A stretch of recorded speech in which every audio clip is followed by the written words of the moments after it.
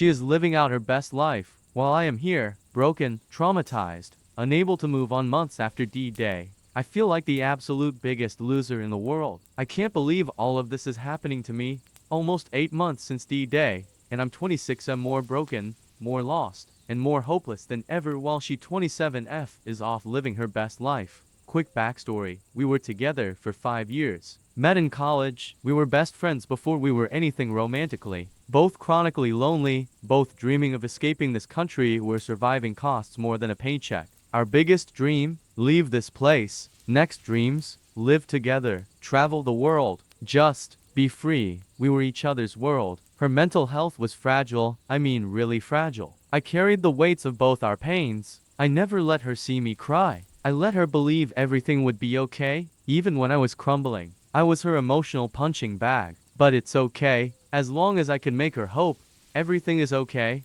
Now, looking back, this seems like an obvious recipe for disaster. To lonely people making each other their worlds. But hindsight is 20-20, and back then it wasn't so obvious. Not to mention, we were both confident we'd be together forever anyway. 3 things to understand. I was her first boyfriend. She never dated around. She hated how she looked. I made it my mission to show her she was beautiful. Never did I even look at other girls. Every time she hinted at the slightest bit of jealousy, I would immediately cut off whoever that girl is in my life. Even if she was my friend, as long as she doesn't ever get any reasons to be insecure. We lived with our parents. Her life was more privileged but stricter. Mine, poorer but freer. Combine that with the shitty transport system here and the terrible traffic.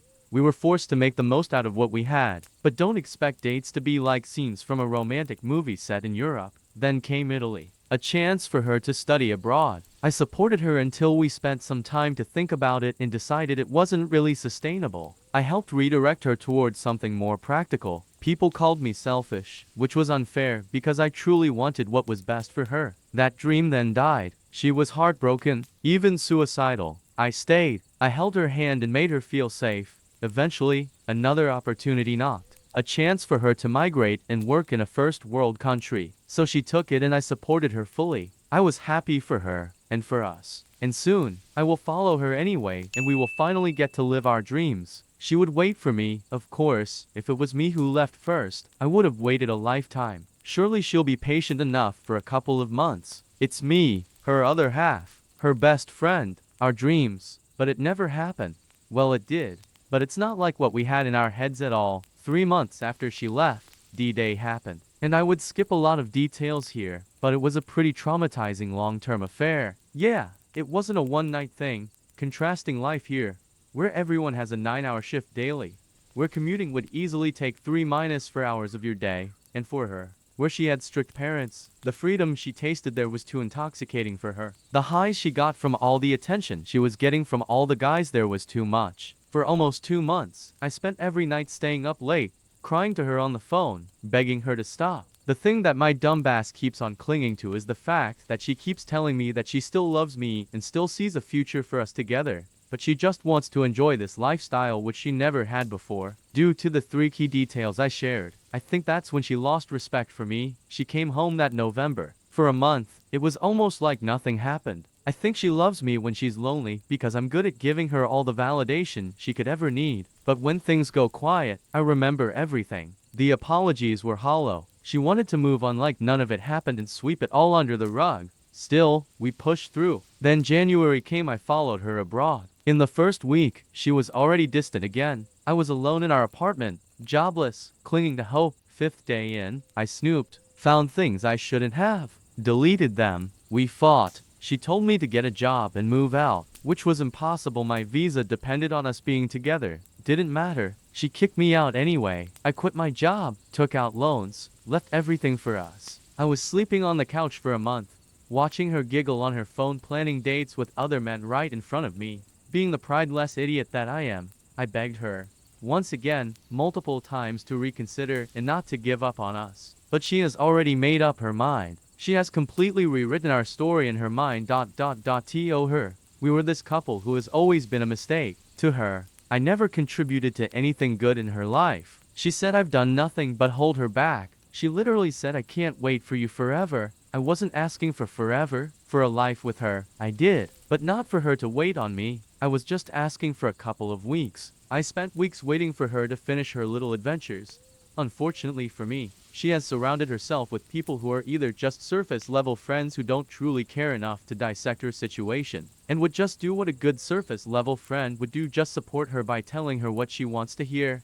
And even more unfortunate for me, the only two people we considered to be our closest friends weren't that great of friends, it turns out. They genuinely thought they were being good friends to us by being neutral, but by being neutral unbeknownst to them, they just enabled her. They continued treating her like a friend, and I would never tell them to stop being her friend, of course not. But the way they treated her reaffirmed to her that she was doing nothing wrong. A good friend would tell you if you're doing something wrong. But no, they were too busy on their moral high ground that they didn't feel what the weather is like down here to check how I was feeling. They like to play the fountain of wisdom and fake maturity bullshit. That she literally told me the way they spoke to her gave her all the clarity she needed, and they sort of gave her the figurative blessing to leave me if she doesn't feel happy anymore. All these gave her all the confidence in the world that she was making the right decision to leave me. And she never looked back. And so here we are today. I've been back in this hellhole of a country for 3 months. Now alone, I've lost my best friend.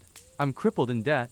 I have a new job that's way shittier than the one I had before, and my family thinks I'm a deranged and unhinged, weak person, while she's over there, living her best life, with her new friends, with her new guy, going to all the places we've always dreamed of going to, going on the dates we never had the chance to have. And she doesn't think about me at all. What's worse than being completely forgotten? Having your memories be rewritten and be remembered as something ugly, a mistake, something that never should have happened, a waste of a fucking time. GF and I were in a relationship for 5 years. We were each other's best friends, but deep down, we felt stuck in a place we both thought would never make us happy. We were two lonely people deep down, and we thought all we had were each other. So we dreamt of one day leaving together and chase our other dreams. She got to leave first, but didn't wait for me. She got too intoxicated with her newfound freedom and happiness in another country. She became disloyal and cheated multiple times. But I still fought for it, even if we were hanging by a thread. I eventually followed her, and she told me she still wanted us to work. But it didn't work, as she went back to being someone she promised not to be anymore after a huge fight. My visa is tied to us being in a relationship, so I can't continue fighting for her even if I wanted to. I got back here in this shitty country, and it doesn't feel like home anymore. It's a haunted place full of our memories together. She has now completely rewritten our stories, and somehow hates me now. I can't bring myself to hate her, at least not fully. I still miss her so goddamn much. We're now complete strangers, and she has completely stopped caring about me. And it's absolutely killing me that she's continuing living our dreams but with other fucking people, while I'm here, stuck, unable to move on, in the lowest and loneliest I've ever been in my life. I don't regret her. Even if she regrets me, I love her still, even if somehow, I'm the hated one. I miss her dearly, even if she doesn't care about me anymore. And I still think ending our relationship was a big mistake, even if she thinks the whole relationship was the mistake.